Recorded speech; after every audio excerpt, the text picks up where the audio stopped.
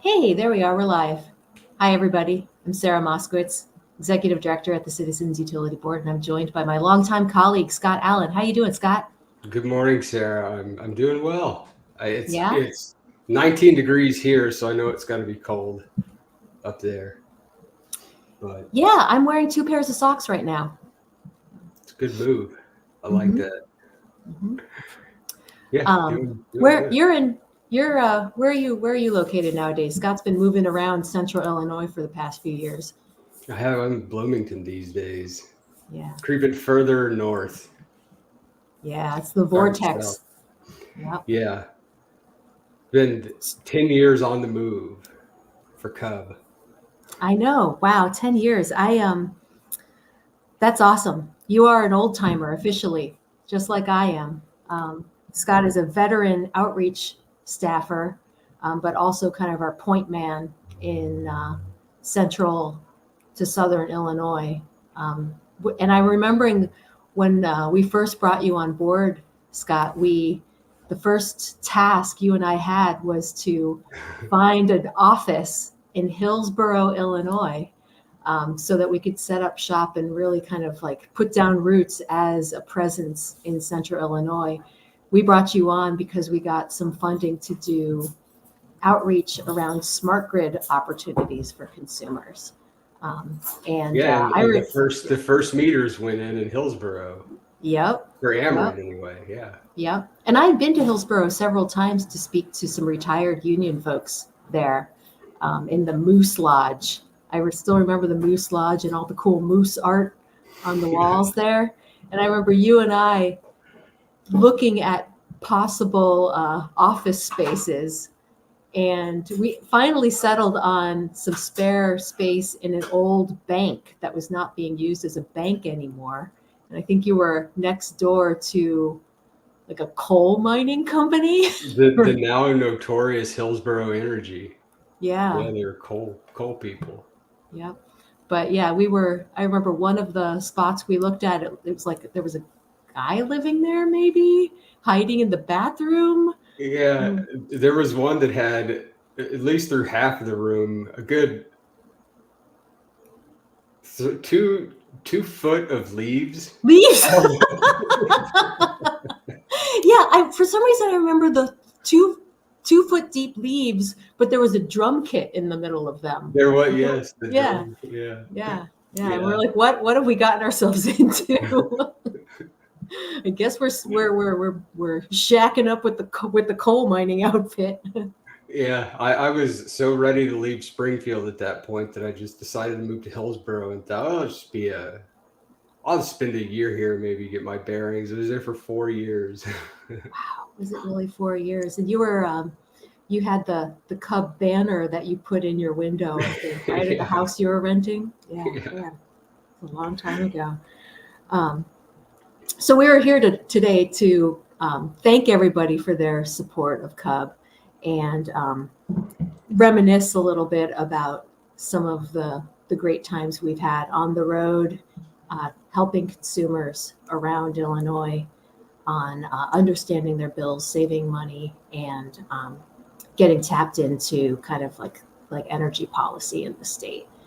So I know you and I have been on the road a bunch together doing utility bill clinics where we invite people to bring their bills, and we bring a bunch of staff and we sit down with folks one-on-one, look over their bills and figure out where they might be getting overcharged or what kinds of programs are available. And you go to some interesting places and you meet some interesting characters.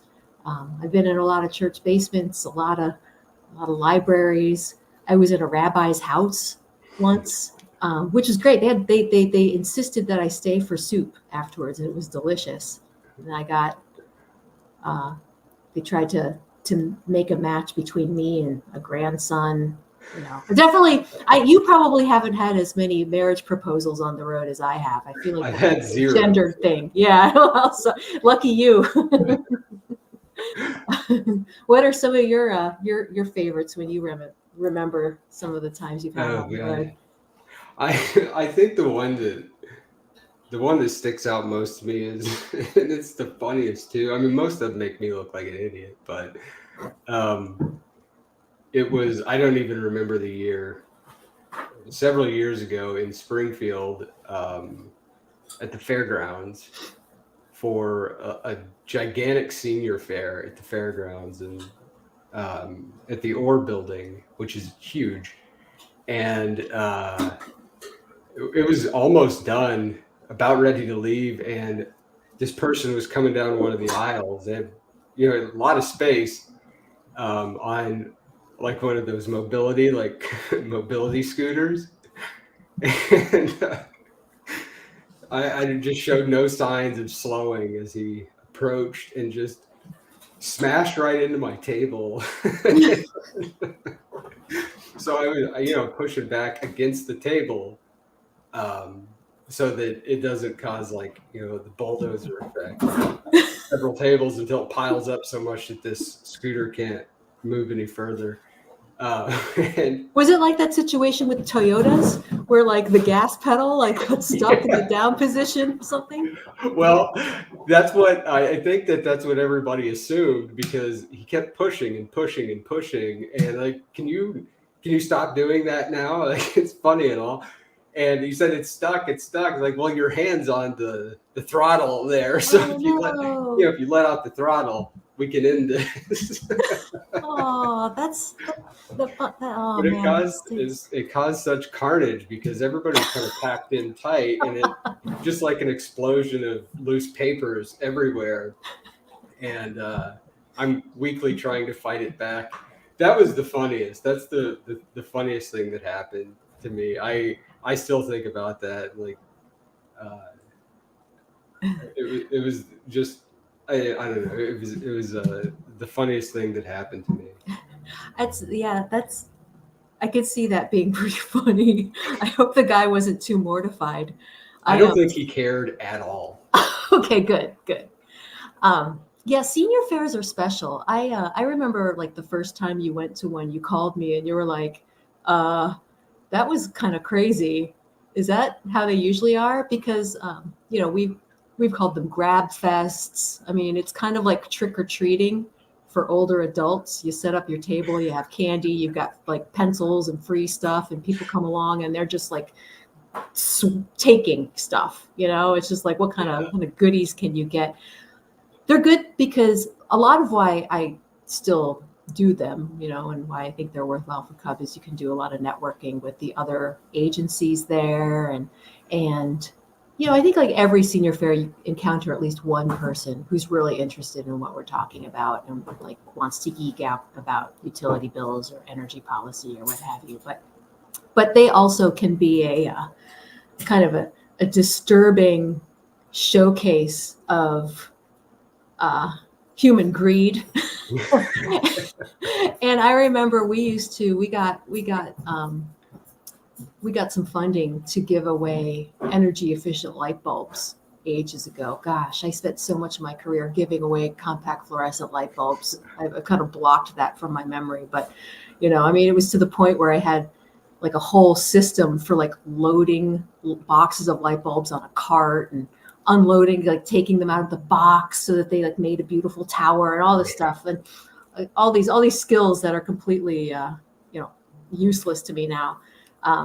But the light bulbs were, at the time, they were not cheap. We were giving them out for free, and I think they were between $5 a pop or something. So people wanted to get as many as they could, and people would be like, well, I have 20 lights in my apartment. Can I take 20? It's no, or I'd be come back at the end of the event, and if we still have some left over, I'll use some more. Of course, we never had any left over, but yeah, people would come by. Then they would come by again and be like, dude, you were just here. I remember one time a guy, he put on sunglasses and a hat and came back. It was I recognize you, bro.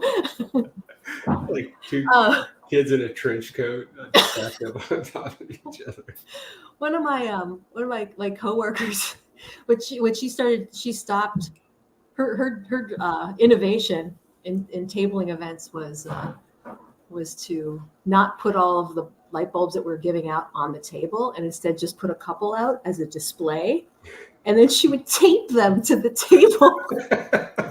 And people would come up and try to take the bulb. it's just mean. That's fun. Man. Yeah, but there's Um, noise. Yeah. Hopefully the noise isn't distracting me. I remember one year, I hadn't been doing it for very long, and I think it was probably my first senior event, or at least the first like big one, because some of them around the state, they happen annually, and I mean for down in some of the more rural parts of the state, 200-300 people is a lot of people coming through, and I showed up prepared to do a senior fair with all of our fact sheets, and it was the first time I panicked, I think, at CUB, because it's very different from a utility bill clinic where you sit down and talk to somebody for 15 minutes about their bill. And they had advertised that I was doing a utility bill clinic, and immediately, because of the way my brain works, just that I have to talk to like 200 people for 15 minutes and go through their bills. And I remember I walked out of there to go get some more stuff out of the car, and I called you. It's like, I can't do this. I hope I said something reassuring. And you said just do what you can. It's fine. Not everybody's going to bring their bills. It'll be fine. Yeah, and it was fine, but that's another moment that's still in my head, is like, that was because again, I was fairly new, like, I'm fired for refusing service to 200 people. But yeah, it was downhill from there. I didn't handle any of this stuff now. Yeah, you meet some real characters out there. And things did turn weird, I will say, after 2016. Because at that time, I was doing a lot of traveling. It was like every other day. I was going from Hillsborough to Carbondale or Marion, and things got really weird around that time. But I met a lot of really good people. My favorite though is meeting, especially again, because I feel like people in this, in the Chicago and the suburbs, CUB had much more of a presence than doing these kinds of service. Not that they haven't been elsewhere in the state, but meeting people kind of in these, where you would think like some out of place, who have been a CUB member since like 1997 or something. Like, wow. And they all have stories.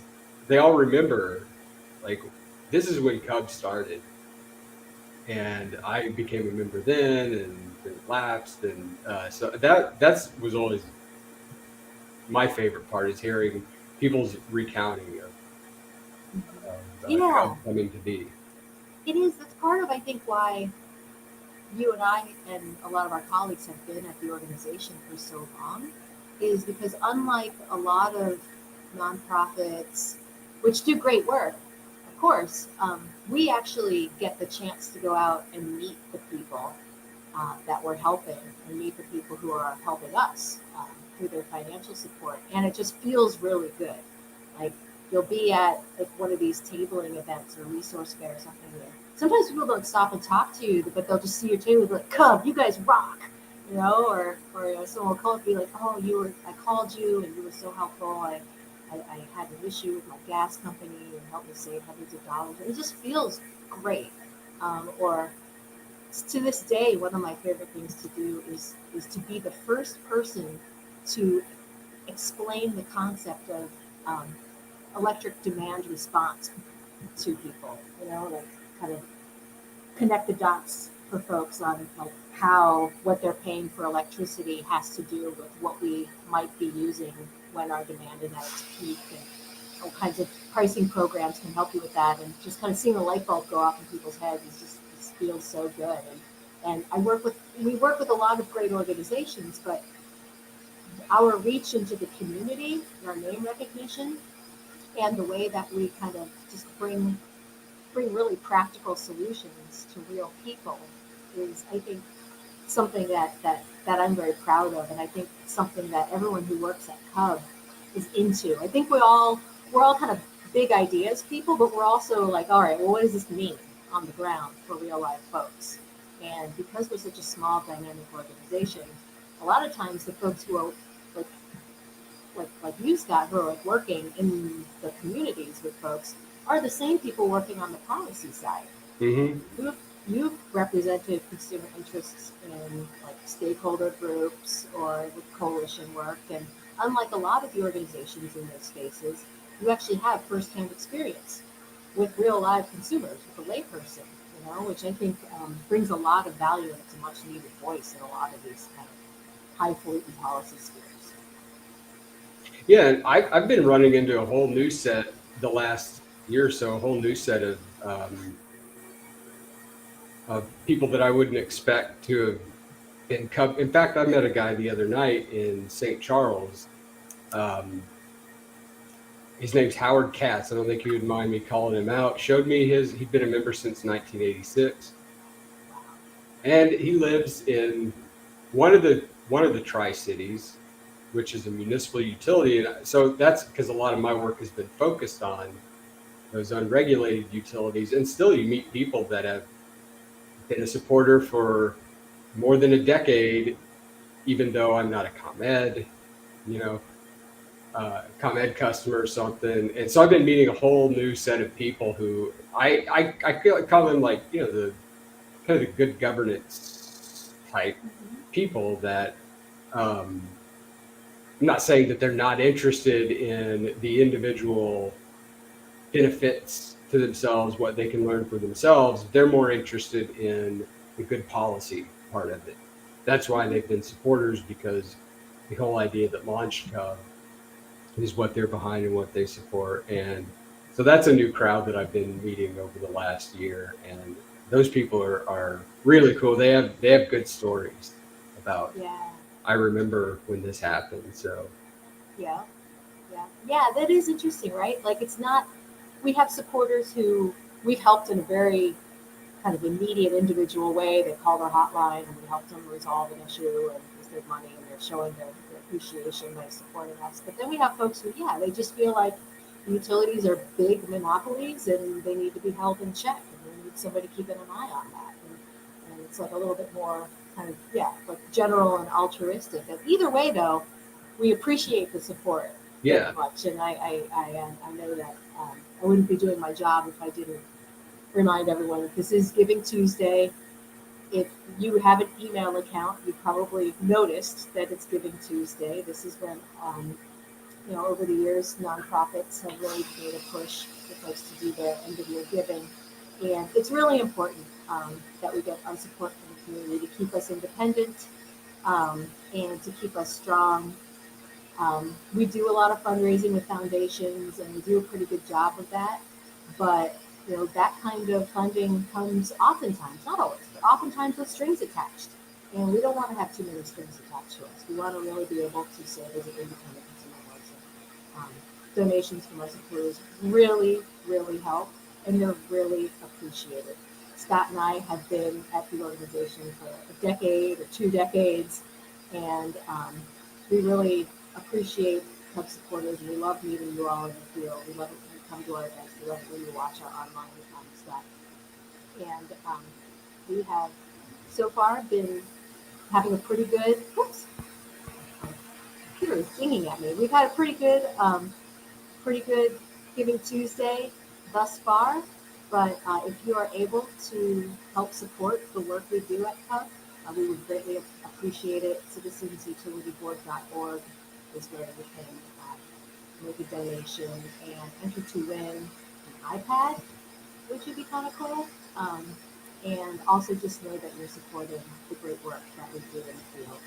We're immensely proud of what we do, and we're proud of our team, and we're here for you. I think, again, when I get going about how great CUB is, I'll just keep going forever. Sorry, Scott. But we are reachable. It's not hard to find our contact info and hit us up. Scott, when I talk to you, in addition to traveling around the state and helping consumers at events and representing the Downstate Caucus at the Illinois Clean Jobs Coalition, you're helping folks who have had your number for years, and they just pick up the phone and they call you when something is weird about that hammering bill. They sure do. Yeah, and we always have time. We really pride ourselves on being reachable and here for you. But that takes time. That takes staff. We need to keep folks at CUB happy and here to really serve the public, and we'll always do that. But we do need financial help to do it, and we appreciate when folks can help us out. That said, we help everybody in the state. So if you ever have to call our hotline or what have you, we're not going to ask first, have you donated? It's not a members only kind of thing. We work for everybody. But when you donate to us, you're helping yourself, but you're also helping the folks, your neighbors in the state who may not be able to make financial contributions. Um,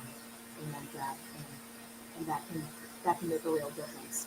When our communications director first approached us about doing this topic for a Facebook Live, I had to sift through some of my memories because a lot of them are heartbreaking. We meet a lot of folks who are really struggling.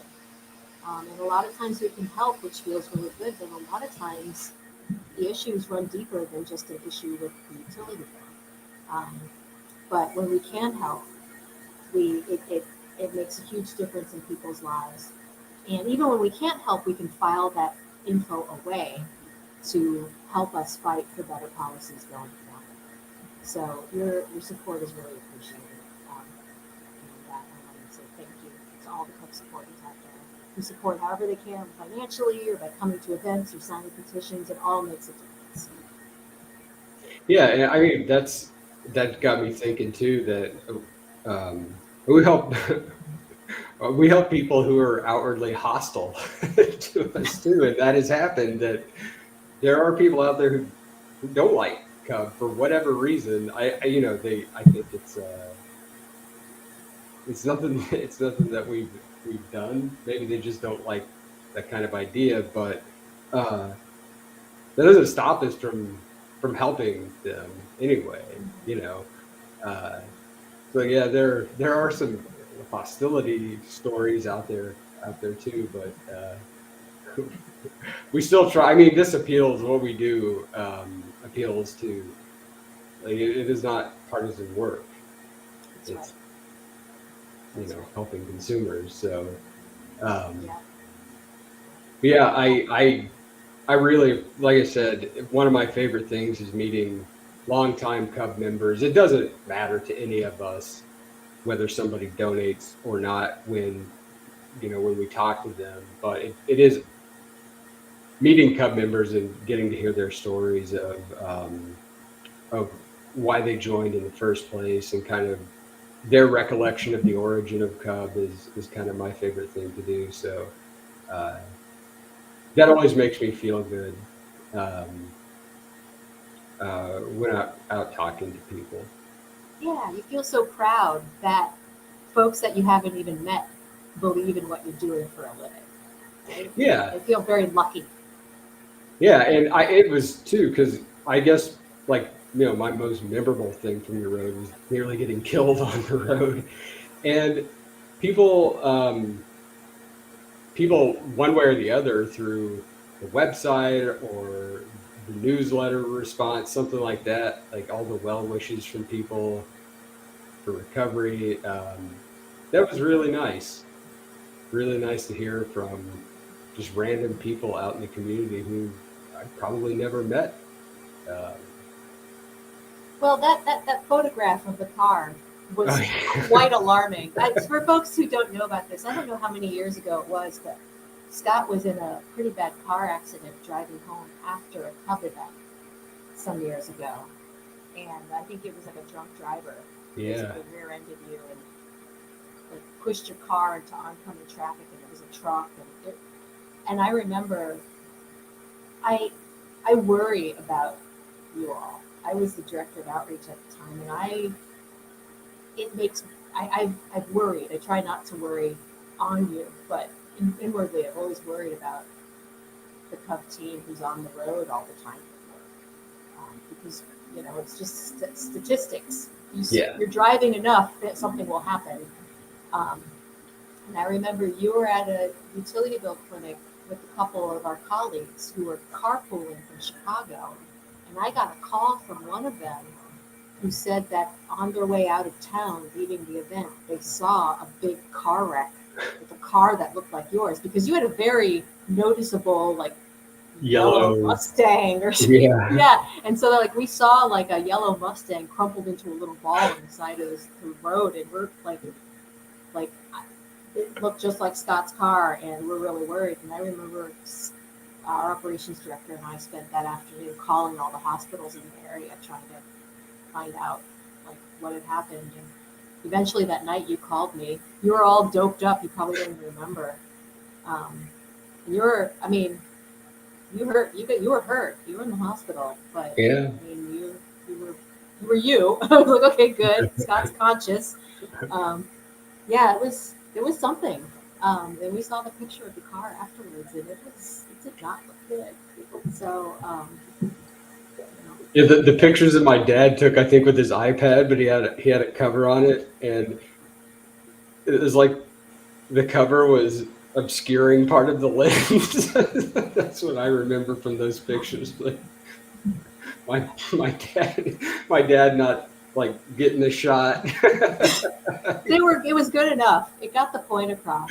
So but it was really something. And we talked to you, like, is it okay if we kind of like tell CUB membership the story and everything? And it was fine. We ended up putting the picture of the car in the newsletter. And I still don't know if it was the right thing to do, but it was definitely jarring. And a lot of our CUB membership were moved by that and reached out. And it was really heartwarming to see. And I'm just glad you're okay now, and you're still with us, and you're still traveling around for CUB, because it's like we're out there in the field like almost every single day. We're doing hundreds of events now that the worst of the pandemic is over. We're back out in the field. Events are picking up, and we're on the road, and subjecting ourselves to everything that being on the road means, whether that's traffic, whether that's drunk drivers, whether that's sketchy food at sketchy restaurants in the middle of nowhere. Rain. It's always rain. That's Rain. Mm-hmm. Yeah. I remember driving through the worst fog I'd ever experienced in my life on my way into Peoria once. It was, yeah.